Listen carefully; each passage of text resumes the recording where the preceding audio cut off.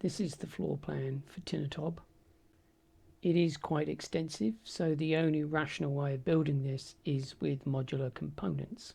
I hope you can appreciate the modularity of the research sections, and they have a common theme in terms of the corner of the wall. The main corridors again are the same width, but there's a few variations on the theme. So there is a staircase, there's a 90-degree soft bend, there's some T-junction sections, and then there's also this kind of quirky 45-degree. These rooms on the right are much more traditional, in other words they're more orthogonal. So these are the conference rooms and the security room. There's a couple of unique features in these two research areas. That is that they have observation decks so that clients can come in and they would be able to see what was going on in the research lab without actually having to be in the research lab. We have the Unreal reference character. That is quite important when you're building whatever you're building, because you need to make sure that you're building to the right scale.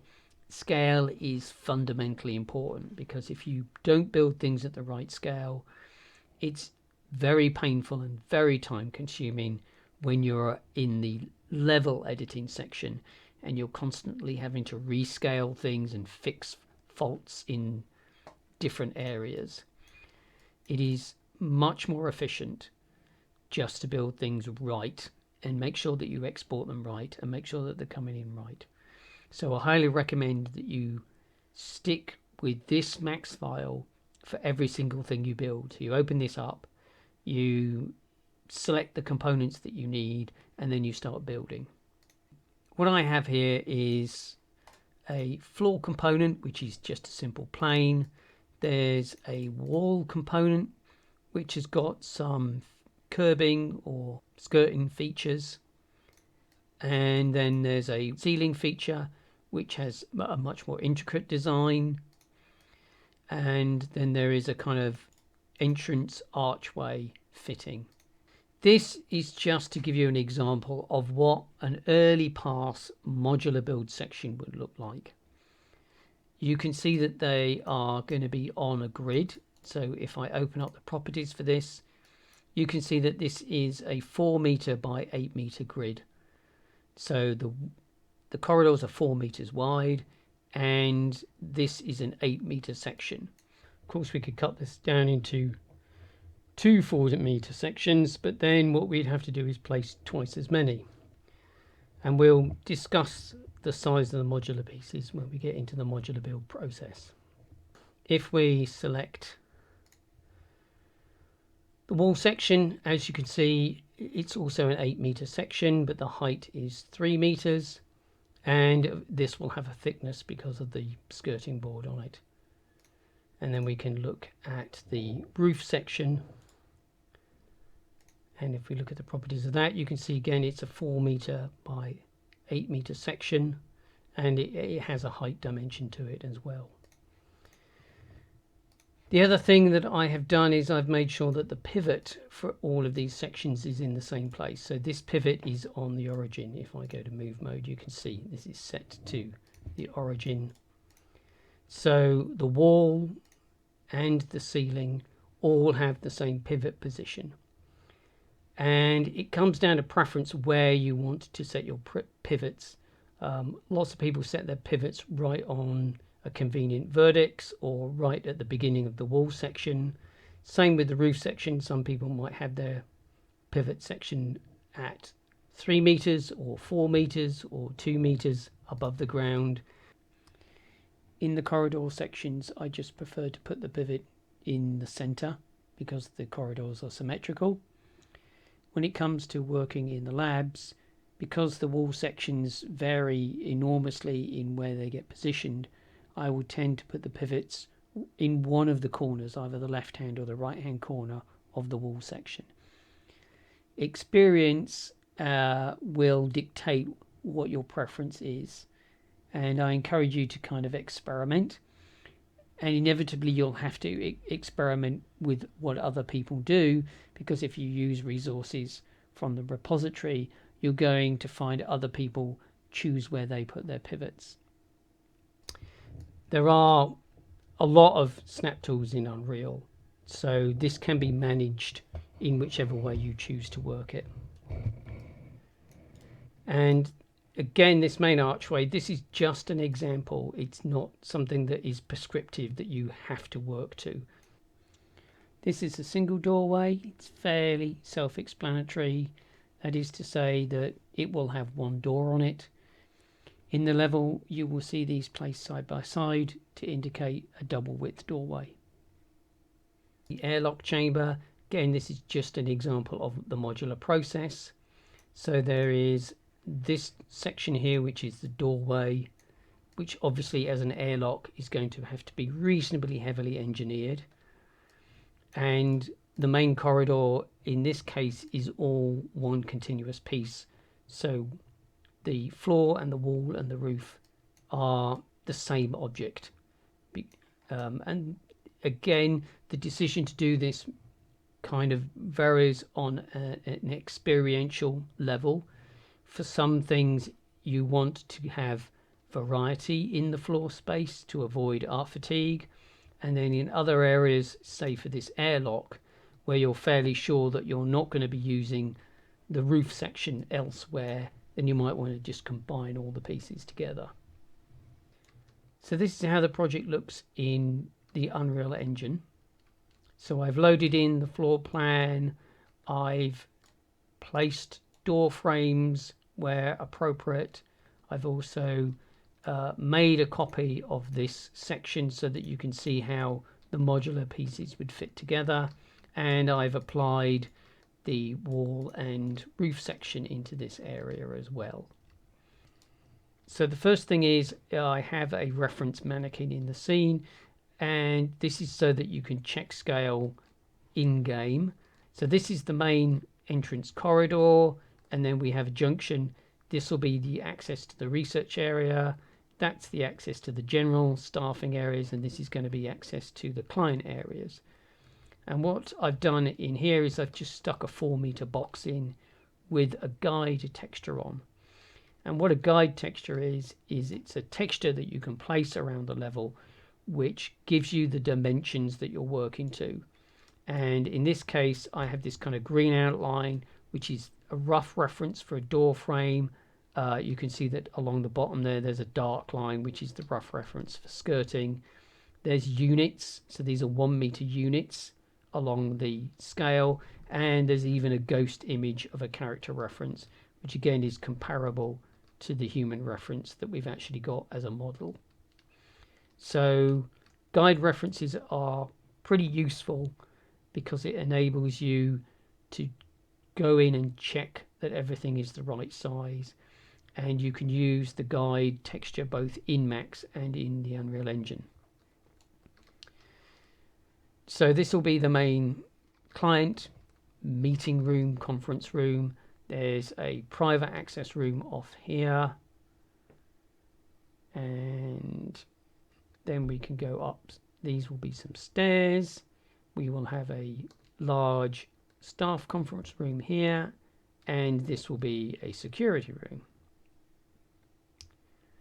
Then off to this side we have 2 airlocked laboratories. This will be the airlock, and then you'll go into either one of those 2 laboratories. And then if I return to the main research area, you can see first of all we have these are going to be the observation decks where clients would come and see the laboratories. And then through here we have the main research labs, and they're all of a very similar size, and they have similar shaped components to the floor plan. This is just going to be an office space, more research labs, and then this research lab has an airlock. So that should give you a pretty good overview of the components of the map.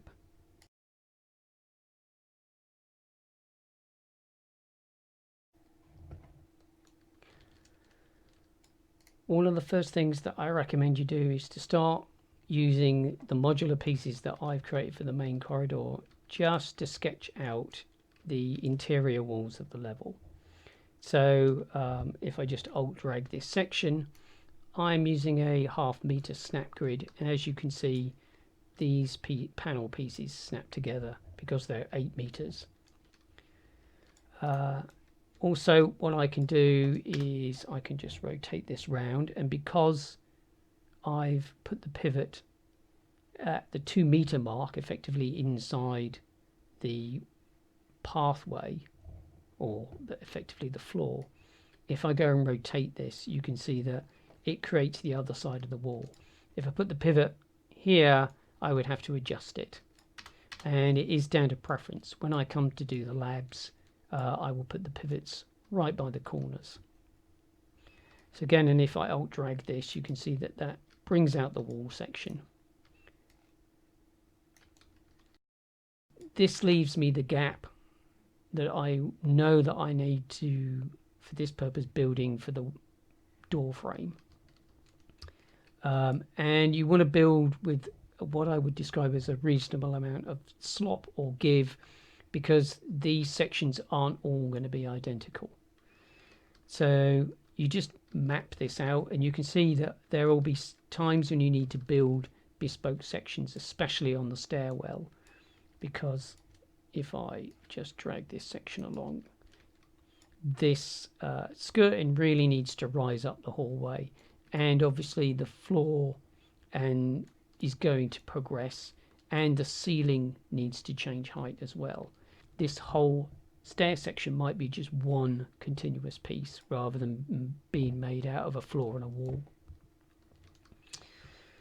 Okay, so that's plotting out the main corridors, and doing that gives you a sense of space. It will help you identify the tricky areas. Obviously, I'm not going to be able to make this out of wall panels. And it will also help you identify whether you need any short sections. So for this particular strip, you can see that these 8 meter sections are fine, but there is going to be a case, and let's see if this is, we are going to need something less than 8 meters, because this is clearly protruding into the hallway, and I can't just shift this over because now it's protruding into this room. I will give you a reasonable amount of flexibility if you need to adjust the floor plan, but try and stick to it, because it gives you a good sense of the need to make the modular components fit. You could go away and make everything out of 8 meter sections, but it would not look very aesthetically good. Okay, so when it comes to the lab area, what I've done is rather than using this same piece, which I could do, I've actually made some 2 meter and 4 meter sections. So this is the 2 meter section, and this is the 4 meter section. Let's just rotate them around so we can get a look at them. I've set my angle snap to 45 degrees. It's normally about 10. So let's just look at these two sections. First thing I've done is they will snap together, but I've made the pivot down here on the corner, which is kind of like the virtual space in which this wall would end if it didn't have this skirting. I've made these pieces visually distinct. You don't have to on your kind of initial placeholders, but I find it very useful. It's only a couple of seconds, really, well, more than a few seconds, maybe a minute, just to make each piece look unique. And it isn't for any other purpose to make it easier for me to identify. I can see this is the 4 meter piece and this is the 2 meter piece. If they all look the same and there's a long run of pieces, then it can be difficult to spot which is which.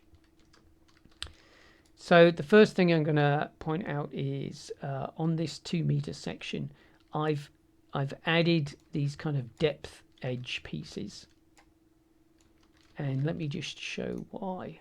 So if I put this wall section up against the corridor, which I might be doing, because even though I don't want it to have the same texture as a corridor, it might have a different texture on it. I might be using a different trim sheet, so it might be okay for a lab. If I do this, you can see that there's a gap here, and that would be problematic. Whereas if I create the sides for these pieces, there is extra geometry, and obviously when I butt these two together, that's just a waste of triangle data. I've got two sets of faces and they're not useful. But for smaller sections where you know that they're obviously going to be used only maybe once, not butt up next to each other, then you can see how this is designed to fill this gap.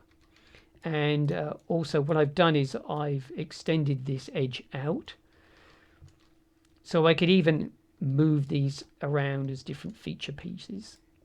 So again, if I put one next to it, whoops, and move it in, and then another one and move it out, then I'm not sure that that's aesthetically pleasing, but it's a possibility. And then we have this panel piece. So having kind of a 2 meter and a 4 meter section means that I can start to plan out how I want this to be laid out. And because this axis point is on the corner, I can also go in here and I can rotate it 45 degrees. I can then make another one.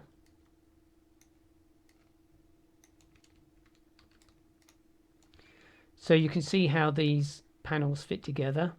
You can also see that I have made this section so that this panel fits and doesn't clip against this corner section. I might even make a bespoke corner section piece if I want to.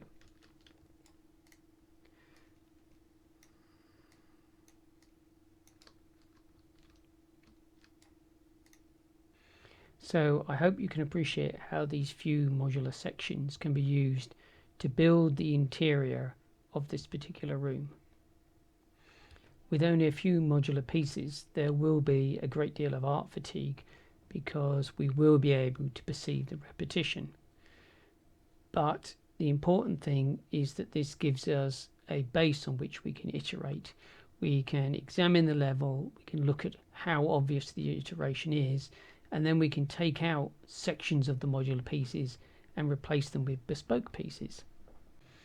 Make sure that you use the naming convention so that your artwork can be identified and so that we don't have any naming clashes.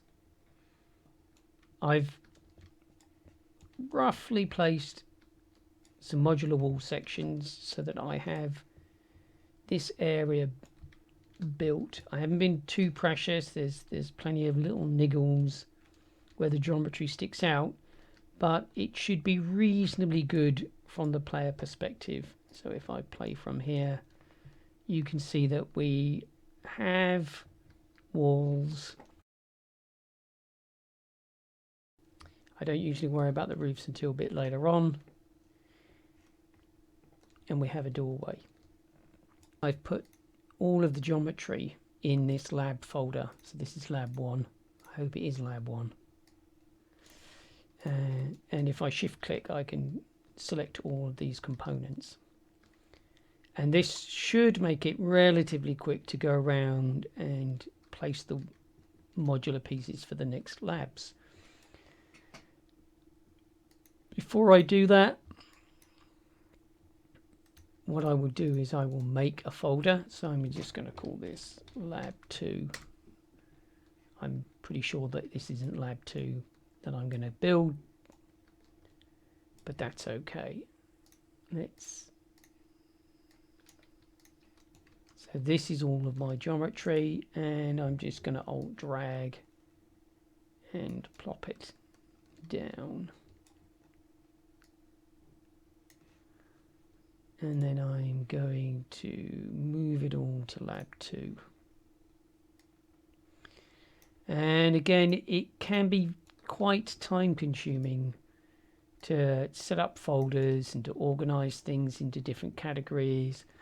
But believe me, it doesn't take long for this entire world outliner to be a complete and utter mess if you don't take the time to sort the work out. So the other thing is that obviously there's supposed to be a doorway here, and these two pieces are in the way. I've got a doorway section here that doesn't need to be here, so I'm going to clean that up.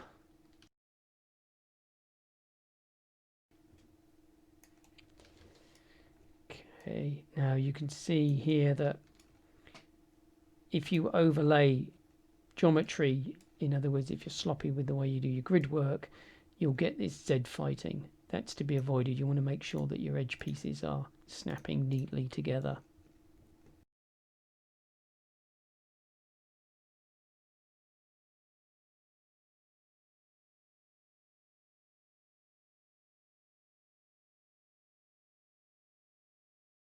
And if you come across an area whereby you don't have a piece to fit, don't worry about it. Don't jump straight back into Max and start trying to build bespoke pieces. You just want to leave it and have a catalogue of, yep, I need something here, I need something there.